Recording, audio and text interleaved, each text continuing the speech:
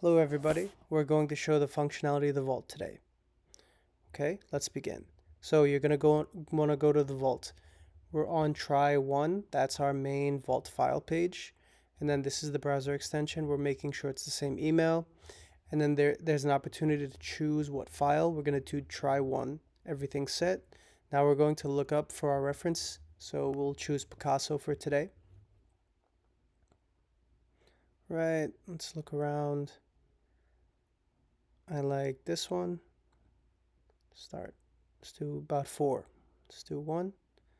So it said, just making sure we're there, the right spot. We're going to do 2, 3, like I said, 4. Okay, fantastic.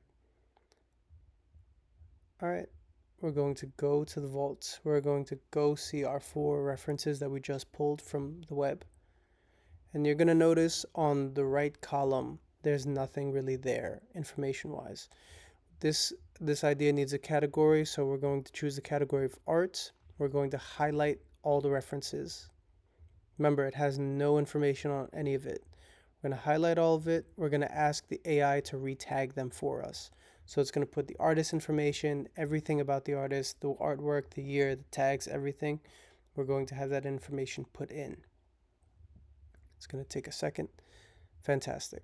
Okay, let's check out, see what they did. Perfect. Look at all that. Look at all that information about this artwork. And it's even sourced of where the image came from. So that's amazing. Okay, great. In no time, too, it made it. One more check. Great. Okay, we're going to tap art on the reference board just to take us there. So we're going to see the category here. And this button is going to cluster all the artwork by each category. Perfect. Look at that.